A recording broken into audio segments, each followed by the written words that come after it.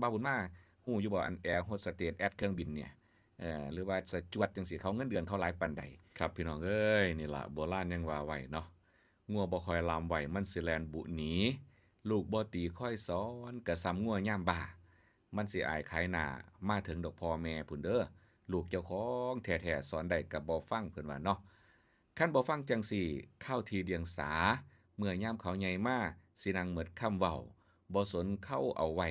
ผูกสายสะพายจองเนาะมันสิหองเงินห่าวสิน้ำแก่บ่ท่านเด้เพิ่นว่าเนาะเป็นพ่อแม่นี่นั่นให้ค่อยลำแล่หลิงเด้ออย่าสิ่งสุกก่อนเนาตายค่าต้นเพิ่นว่าเด้ดินจะป่นหินเหียหน้าเกลือขี้ดินเดือดเด้อเลือดเจ้าของแท้ๆดึงไว้ให้เสื้อคว่ำในเถาะเพิ่นว่าเนาะอย่าให้กวมผ้าเข่าบ้านเพิ่นเฮือนเผาอย่าให้เอาไฟสุมจีสุมแซงเสื้อสอนให้เหลือจงกลางหมาแมวดอกค่อยอยู่ เปียสอนเป็นผู้สืบสร้างวงเสือเหล่าสกุลเพิ่นว่าครับนี่แหละเป็นหยังมาก็สิเขาก็สิว่าพ่อว่าแม่ได้ลังเทื่อก็ได้แต่ว่าสู้มือนี่ลูกเต้ามันสอนยากสอนเย็นแท้เด้มีแต่ลูกสิสอนพ่อสอนแม่เนาะสมัยนี้บ่คือกี้เก่าหลังเพิ่นว่าครับเขาก็คิดว่าเขาร่ำเขาเรียนมาเขาก็คิดว่าเขาเรียนสูงก่อนเฮา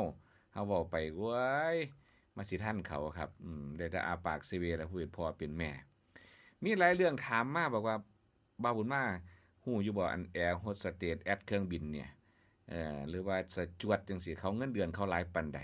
พอเห็นข่าวเป็นข่าวกันมาเนาะก็เลยมื้อนี้ครับก็เลยสินำเว้าเล่าสู่กันฟังอาชีพนักบินแล้วก็พนักงานต้อนรับเครื่องบินเป็นหนึ่งในอาชีพที่หลายคนใฝ่ฝันเพราะอยากจะได้มีโอกาสเดินทางไปที่ต่างๆและยังเป็นอาชีพที่มีความสง่าผ่าเผยอีกนำอีกทั้งยังเป็นอาชีพที่ต้องแบกรับความเสี่ยงเช่น ฉะนั้นครับค่าตอบแทนก็จะสูงตามไปด้วยนะซึ่งค่าตอบแทนแอร์โฮสเตสสจวดของแต่ละสายการบินก็แตกต่างกันไปเด้นะผมก็เลยไปรวบรวมข้อมูลไปหามาซองเงินเดือนแอร์โฮสเตสสจวด10สายการบินยอดนิยมนะฮะหลายๆประเทศฐานกันเงินต่างๆเนาะกลุ่มสายการบินภาคตะวันออกก็สิมีพวกเอมิเรตนะครับเอมิเรตเนี่ยก็รายได้เฉลี่ยครับต่อเดือนก็อยู่ที่80,000ถึง120,000ต่อเดือนนะจุดเด่นก็คือสวัสดิการที่พักฟรีที่ดูไบแล้วก็บินรูททั่วโลกกันเองครับต่อมาครับสายการบินกาตาร์ครับอันนี้ก็สิสูงแน่90,000ถึง130,000ครับจุดเด่นก็มีเบี้ยเลี้ยงมองพักโรงแรม4-5 ดาวนี่รวมเลยนะครับนี่คือรายได้ทั้งจุดพักที่พักทั้ง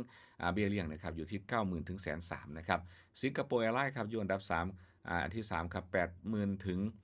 110,000 บาทต่อเดือนครับเช่นกันครับก็มีโบนัสร่วมกันไปในหันแล้วส่วนกลุ่มสายการบินของเอเชียครับบริการเต็มรูปแบบก็คือการบินไทยเนี่ยนะถ้าเริ่มบรรจุแรกๆก็จะ15,000ถึง20,000แต่รายได้เฉลี่ยทุกอย่างนะครับถ้าอยู่เป็นนานๆก็จะ